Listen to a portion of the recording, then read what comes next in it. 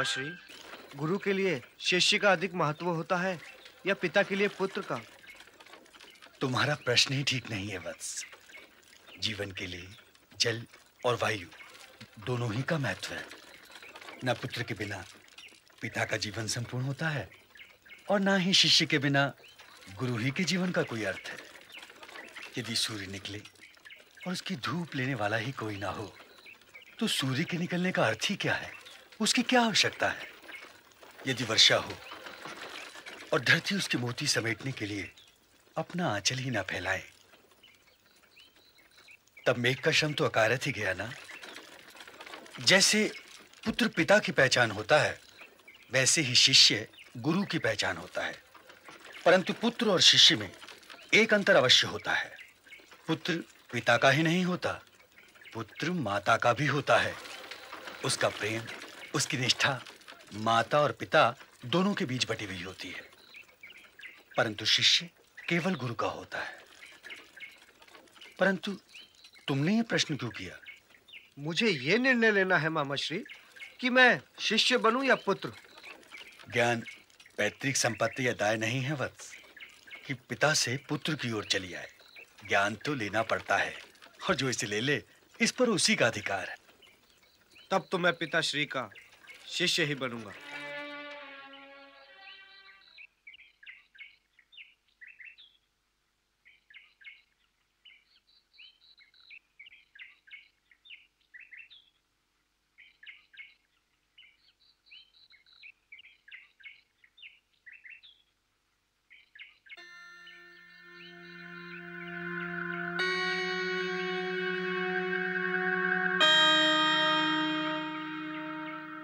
आचार्यवर की सेवा में अधिरथ का प्रणाम।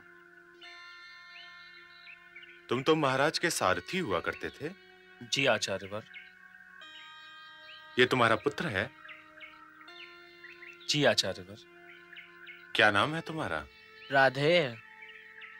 राधे? राधे क्यों? इसकी माँ का नाम राधा है। तुम्हारा नाम तुम्हारे मुखमंडल के तेज से मेल नहीं खाता है वत्स। तुम्हारे मुखड़े पर तो सूर्य का तेज है। तुम इसका नाम कर्ण रखो। जो आज्ञा। अच्छा अब ये बताओ तुम्हारा आना कैसे हुआ? ये शस्त्र विद्या सीखने की हट कर रहा है आचार्यवर। और शस्त्र विद्या के लिए कोई पिता अपने पुत्र को आपके सिवा और कहां ले जा सकता है? मैं इसे विद्यादान देकर अति प्रसन्न होता अधिरथ। क्षमा चाहता हूँ आचार्यवर, मैं दान नहीं लेता और विद्यादान में दे भी नहीं जा सकती।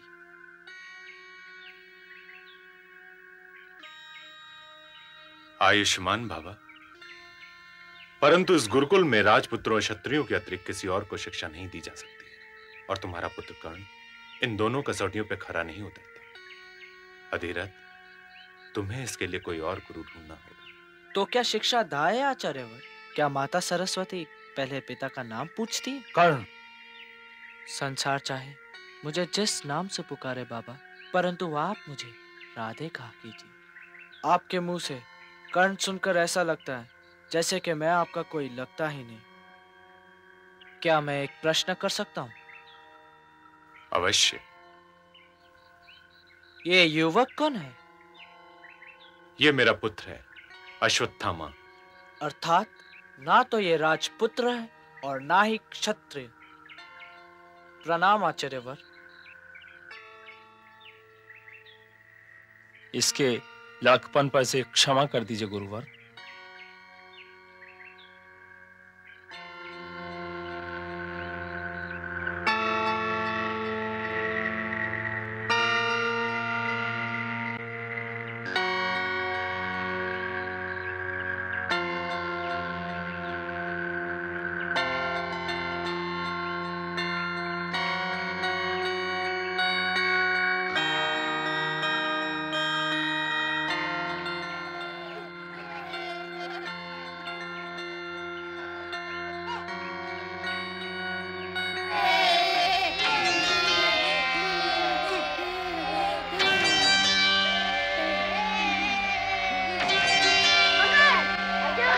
ये चक्रव्यूह है पुत्र। इसमें जाना भी कठिन है और इसमें से निकलना और भी अधिक कठिन।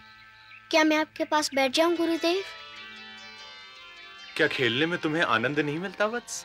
जब गुरु शिक्षा दे रहे हो तो वो खेलने का समय नहीं हो सकता गुरुदेव। लगता है तू मेरे पास कुछ भी नहीं छोड़ेगा।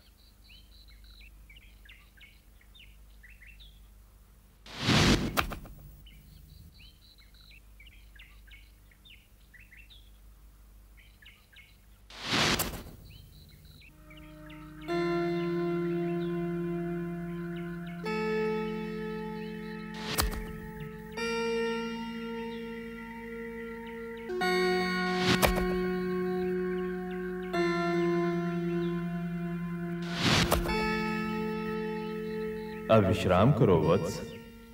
गुरुदेव,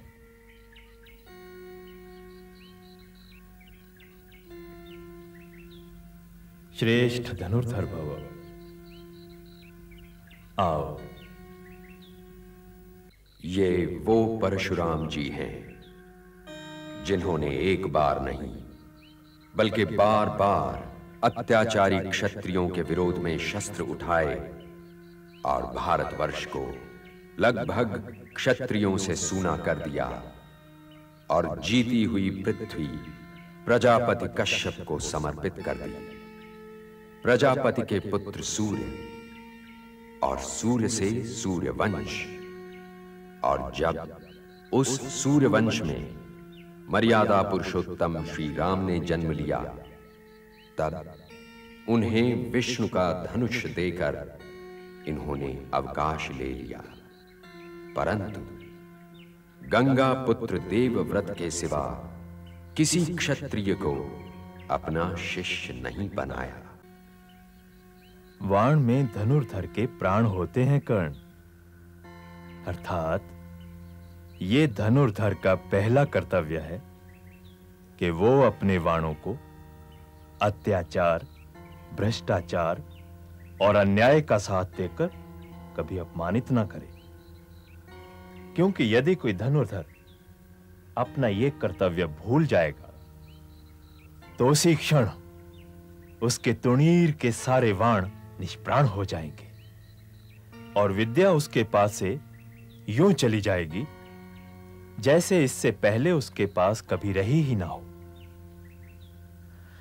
गंगा पुत्र देवव्रत के पश्चात आज तक किसी गुरु को तुम जैसा योग्य शिष्य नहीं मिला कर्ण, परंतु यदि तुमने वाणों की मर्यादा भंग की तो गुरु दक्षिणा में दी हुई मैं अपनी सारी शिक्षा तुमसे उस समय वापस ले लूंगा जिस समय तुम्हें उसकी बड़ी आवश्यकता होगी। तुम यहां से जब भी जाओगे वत्स, गुरु दक्षिणा दिए बिना ही जाओगे। शिष्य सरल सत्पात्र को फलता है गुरु ज्ञान। गुरु की राखे आन जो रहे उसी की आन, रहे उसी की आन। तुम्हारी आंखों में प्रतिवाद का रंग क्यों है पुत्र? यदि मैं ये देखूं कि पुत्र तो मैं हूं, पर आपका स्नेह अर्जुन को मिल रहा है, तो मेरी आंखों में प्रतिवाद का रंग तो आएगा ही। तुमने कहा था कि तुम मेरा शिष्य बनना चाहते हो। तुम्हें मेरा पुत्र विधाता ने बनाया है, परंतु तुम सबको अपना शिष्य मैंने स्वयं बनाया है। यह गुरुकुल है, मेरे घर का आंगन नहीं। आंगन पर तुमसे अधिक अधिकार किसी का नहीं है, परंतु गुरुकुल में उसका अधिकार अधिक होगा जो सबसे अच्छा शिष्य होगा। अर्जुन तो वो नर है अश्वत्थामा जिसके कारण हमें नारायण के दर्शन होंगे। परीक्षा लिए बिना ही गुरु ने यह निर्णय कैसे ले लिया कि अर्जुन ही उत्तम शिष्य है? ठीक है, तुम्हारे संतोष के लिए परीक्षा ले ही लेते हैं। आओ।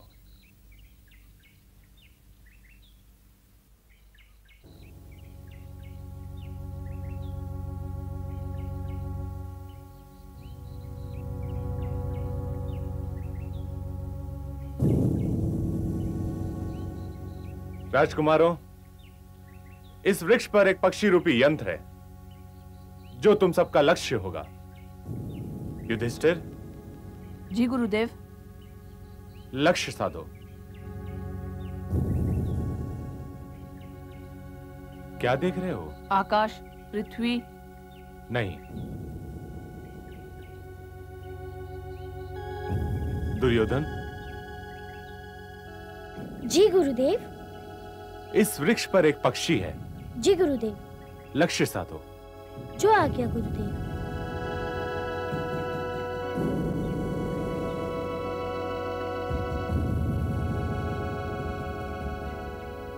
क्या दिखाई दे रहा है? पत्तियों में छुपा हुआ एक पक्षी गुरुदेव। ठीक है। बाण चलाऊं? नहीं। जी गुरुदेव। अश्वत्थामा।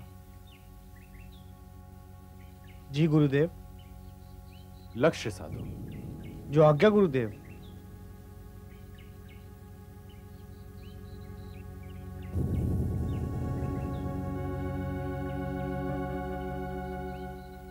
क्या दिखाई दे रहा है? आपके चरण, वृक्ष और पत्तियों में छिपा हुआ यंत्र।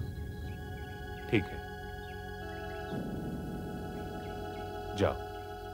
जो आज्ञा गुरुदेव। अर्जुन। जी गुरुदेव। लक्ष्य साधो। जो आज्ञा गुरुदेव।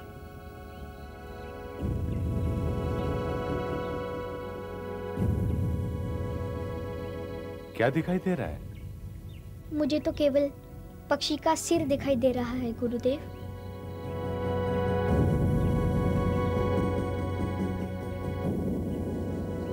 और अब? अब मुझे केवल उसकी एक आंख ही दिखाई दे रही है गुरुदेव। ठीक है वत्स।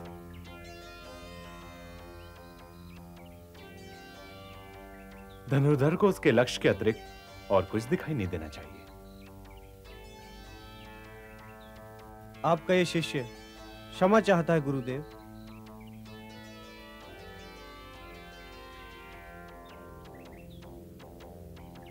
तुम तो मेरा जीवन प्रकाश हो पुत्र, परंतु ईर्ष्या करना अच्छी बात नहीं है, क्योंकि ईर्ष्या मनुष्य के गुणों को दीमक की भांति चाट जाती है।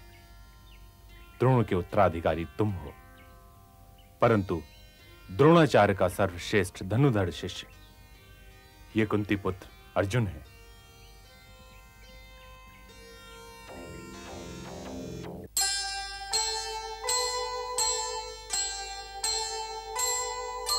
ज्ञान दान गुरु से लिया, दिया मान सम्मान,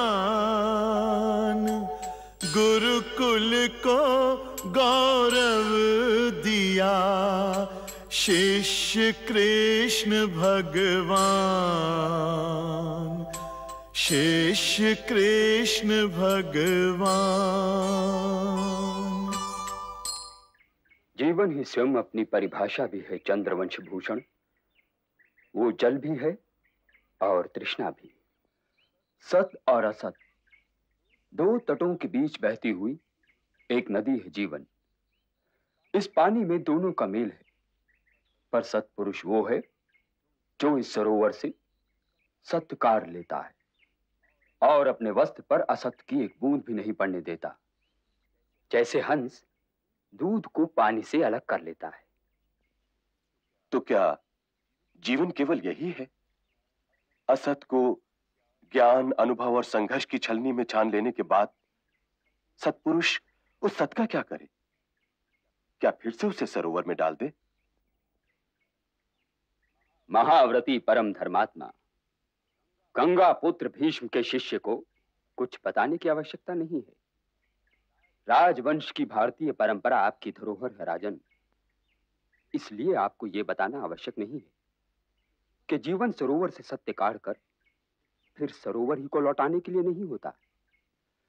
जब सत्य हाथ आता है तो पुरुष को यह ज्ञान होता है कि वो ऋणी है, कि उसे मृत्यु लोक त्यागने से पहले 3 ऋण उतारने हैं: देव ऋण, ऋषि ऋण और पितृ ऋण। पुरुष को संसार से ये तीनों ऋण उतारे बिना नहीं जाना चाहिए। और यदि कोई ऐसा करे तो जीवन अपमानित होता है। परंतु यदि किसी के भाग्य में यह न लिखा हो ऋषिवर, तो कर्म रेखा को भाग्य रेखा से अधिक गहरा होना चाहिए राजन। ऐसा नहीं है कि मनुष्य ने कभी भाग्य रेखा बदली ही ना हो। इन ऋणों को चुकाने के लिए यदि भाग्य रेखा बदलनी भी पड़े तो अवश्य प्रयत्न करना चाहिए, क्योंकि ये ऋण ऐसे वैसे नहीं है। ऋषि ऋण भगवान शंकर का है, देव ऋण विष्णु भगवान का, और पितृ ऋण स्वयं ब्रह्मा जी का है। तो मनुष्य ब्रह्मा विष्णु महेश से निकलकर कहां जाएगा? परंतु ये तीनों ऋण हैं क्या ऋषिवर? पहला ऋण है देव ऋण, ये दान से चुकाया जाता है। दूसरा ऋण है ऋषि ऋण, ये ज्ञान की प्राप्ति और ज्ञान बांटने से चुकाया जाता है। और तीसरा ऋण है पितृ ऋण, ये संतान द्वारा चुकाया जाता है। पुरुष की सहधर्मिणी नारी का क्या कर्तव्य है ऋषिवर? नारी अर्थात चेतना, प्रेरणा, उत्साह। नारी तो पृथ्वी है रानी, जीवन के सारे अंकुर तो उसके भीतर हैं। वो तो गृहस्थ आश्रम की आत्मा है, और गृहस्थ आश्रम ही तो आत्मा को पुत्र रूप में फिर जन्म लेने का मार्ग दिखाता है। यत्र नार्येस्तु पूज्यन्ते रमन्ते तत्र देवता, अर्थात जहां नारी की पूजा होती है वहीं देवता आनंद मनाते हैं। जो नारी का निरादर करे वो तो मनुष्य ही नहीं। नारी की रक्षा करना पुरुष का कर्तव्य ही नहीं, धर्म भी है। अच्छा राजन, अब चलो। पुत्रवती भव, पुत्रवती भव।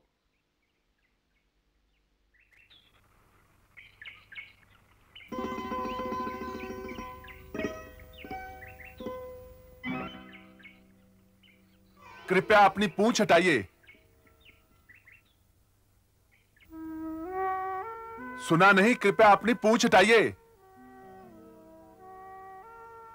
पूंछ हटाइए। अरे राम का नाम लो भाई, मुझे विश्राम करने दो। पूंछ हटाते हो कि उठाकर फेंक दूं? कहा ना भैया, राम का नाम लो। पूंछ हटाते हो कि मैं हटाऊं? हटा दो भैया, हटा दो।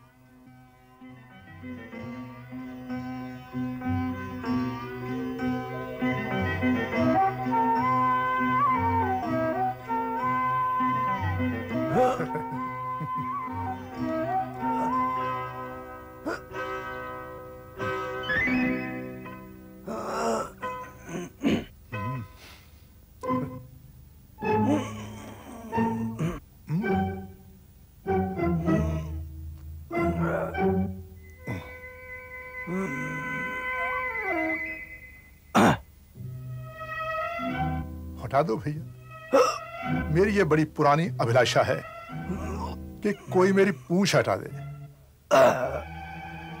मेरे सपने को साकार कर दो भैया। इतने तो हट्टे कट्टे हो, एक पूंछ नहीं हटा सकते?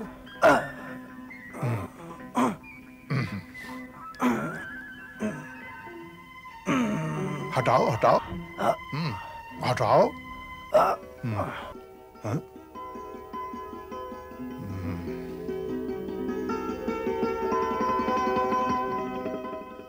मैं क्षमा चाहता हूं। अरे राम का नाम लो भैया, पूंछ लांग कर चले जाओ ना। चला कैसे जाऊं? आप कोई साधारण वानर तो है नहीं। अपना परिचय दीजिए और अपने दर्शन दीजिए। राम का नाम लो कुंती पुत्र। सेवक के दर्शन करके क्या करोगे? स्वामी के दर्शनों की अभिलाषा करो। तो आप श्री राम भक्त पवन पुत्र हनुमान हैं।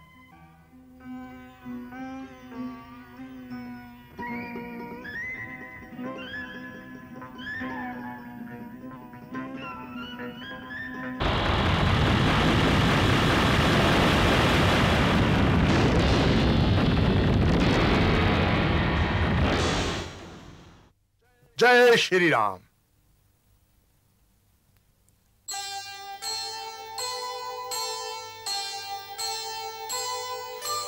पवन तनय संकट हरन मंगल मूर्ति रूप राम लखन सीता सहित हृदय बसहु सुरभूप हृदय बसहु सुरभूप।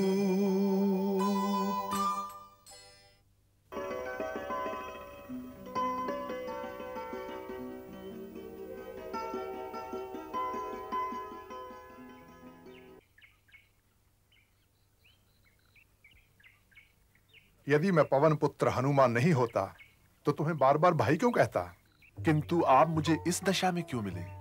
तुम्हें ये शिक्षा भी तो देनी थी अनुज कि निर्बल और वृद्ध का आदर करना चाहिए, और तुम्हें यह भी सिखाना था कि जो आंखें देखती हैं केवल उतना ही सत्य नहीं होता, सत्य हर आंख से बड़ा होता है। तुमने देखा कि एक वृद्ध वानर लेटा हुआ तुम्हारी बाहों के कसबल को चुनौती दे रहा है और तुमने चुनौती स्वीकार कर ली। क्या पता है अपनी जीवन यात्रा में तुम्हें किस मार्ग में, किस रूप में कौन मिल जाए। क्षमा चाहता हूं, अब कभी ऐसी भूल नहीं होगी। अच्छा, अब तुम जाओ। हमारा निवास यहां से अधिक दूर नहीं, आप वहां चलकर विश्राम कीजिए और मेरे भाइयों को भी आशीर्वाद दीजिए। मेरा आशीर्वाद तो सदैव तुम लोगों के लिए है। तो चलकर हमें युद्ध नीति समझाइए, क्योंकि हम एक महायुद्ध की तैयारी कर रहे हैं। आपने तो रावण, मेघनाद और कुंभकर्ण जैसे योद्धाओं को हराया है। मैंने युद्ध अवश्य किया था अनुज, परंतु जीत हुई थी श्री राम की। सत्य और असत्य के संग्राम में दोनों ही ओर से लड़ते तो योद्धा ही हैं, परंतु विजय सत्य की होती है और पराजय असत्य की। इसलिए सत्य को पहचानो और उसे दोनों ही हाथों से पकड़े रहो, यही युद्ध नीति है। तो क्या आप सत्य और असत्य के युद्ध में सत्य की ओर से युद्ध नहीं करेंगे? ये युग मेरे युद्ध करने का नहीं, परंतु मेरा आशीर्वाद तुम लोगों के ध्वज के साथ सदैव रहेगा।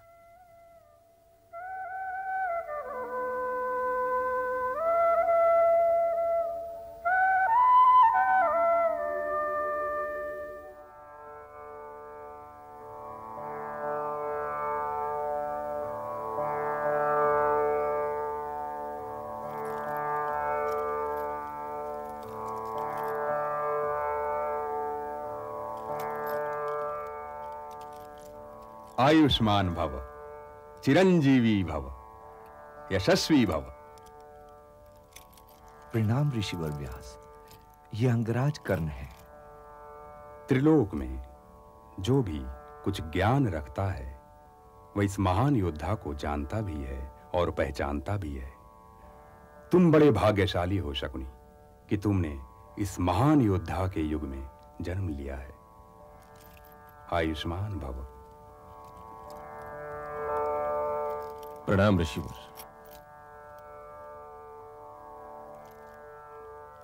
प्रणाम ऋषिवर। प्रणाम नहीं देवकी नंदन, परिणाम कहो। आयुष्मान भव।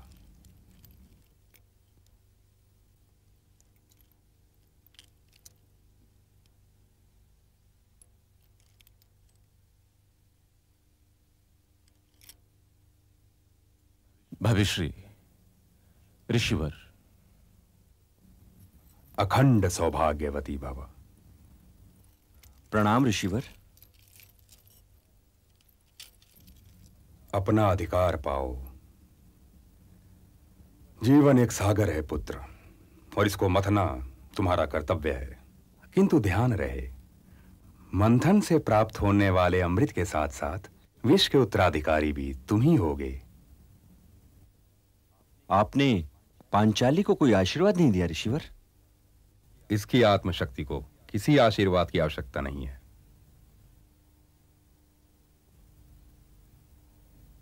अपने केश का ध्यान रखना पुत्री।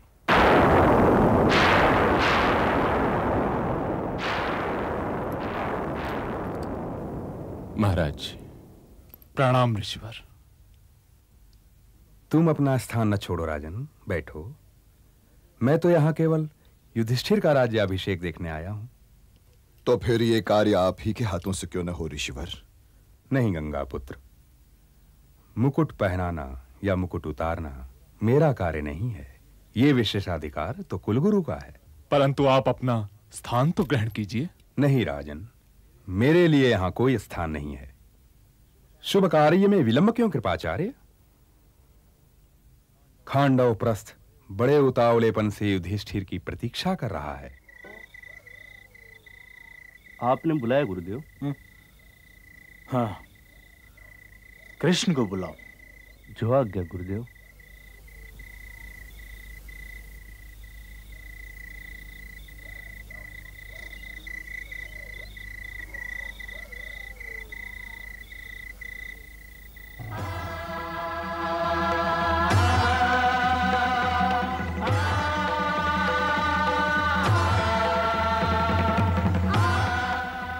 प्रणाम गुरुदेव।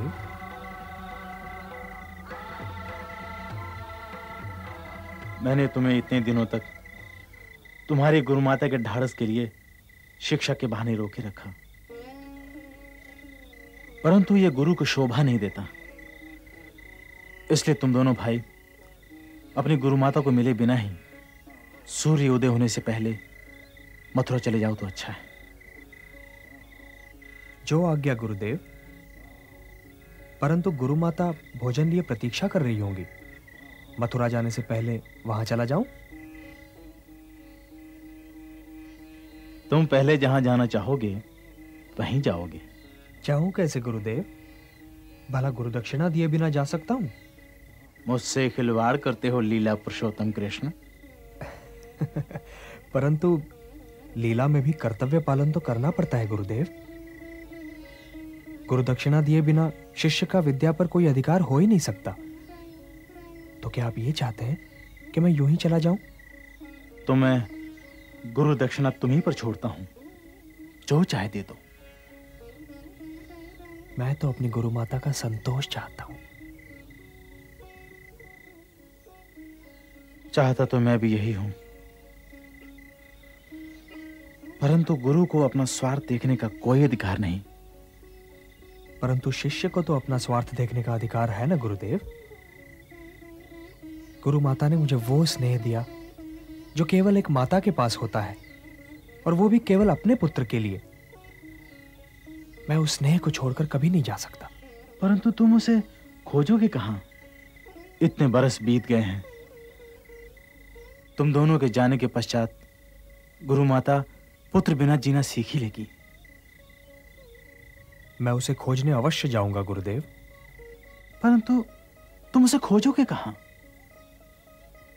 जाना तो वहीं पड़ेगा जहां ऋषिपुत्र खोया था।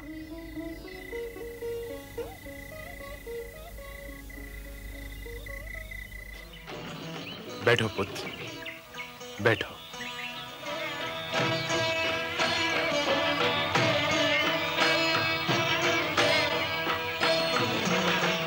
अब तुम राजा हो पुत्र, राजा। परंतु इसका अर्थ यह नहीं कि तुम क्षत्रिय हो गया हो। तुम आचार्य पुत्र हो और तुम्हारा कर्तव्य है जीवन भर सीखना, और जो कुछ सीखा हो उसे योग्य लोगों में बांटना। प्रधान शिक्षा नहीं, प्रधान योग्यता है। जिस प्रकार छोटे बर्तन में नदी नहीं उड़ेली जा सकती, उसी प्रकार सागर में बूंद देने का भी कोई अर्थ नहीं।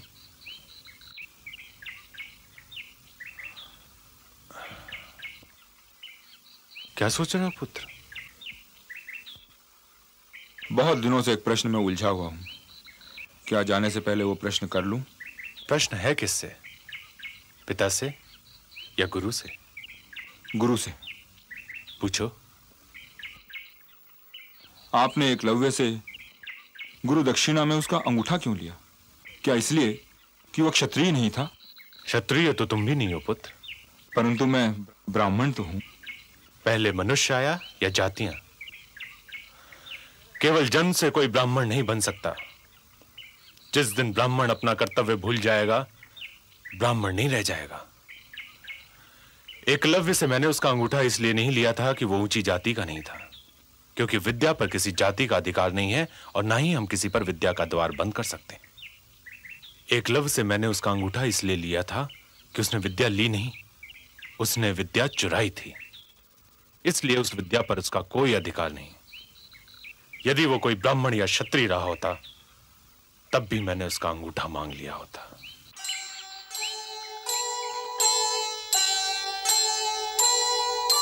दिए बिना गुरु दक्षिणा विद्या धन निसार, जो औरों की संपदा औरों का अधिकार, औरों का अधिकार।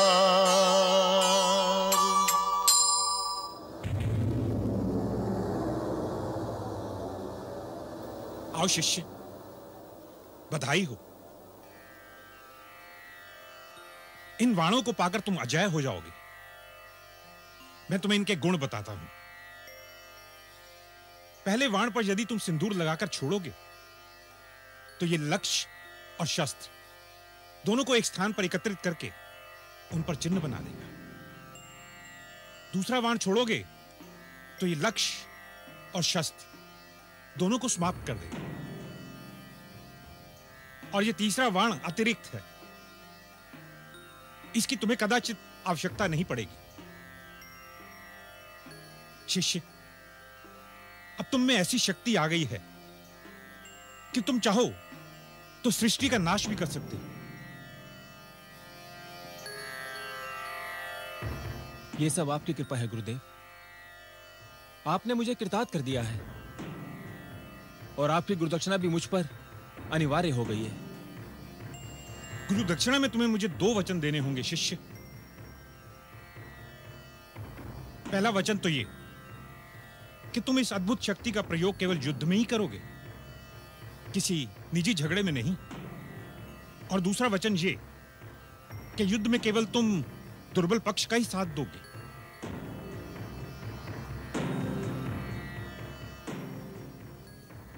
मैं आपको वचन देता हूं गुरुदेव, मैं इन वाणों का प्रयोग निजी झगड़ों में नहीं करूंगा और युद्ध में दुर्बल पड़ने वाले पक्ष का ही साथ दूंगा।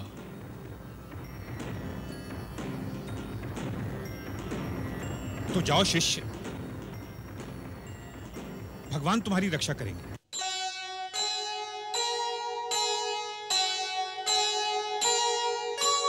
जब भी जाओ युद्ध में दो दुर्बल का साथ,